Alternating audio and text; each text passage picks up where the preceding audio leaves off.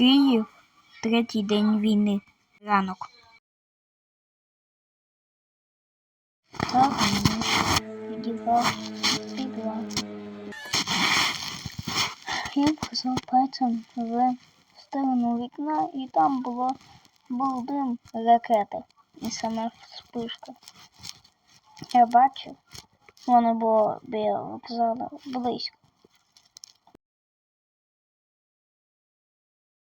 Ну, я ще не знав, що це ракети. Я думав, що це, я не знав. Я не знав, що це таке, через пару років я вже узнав, що це було.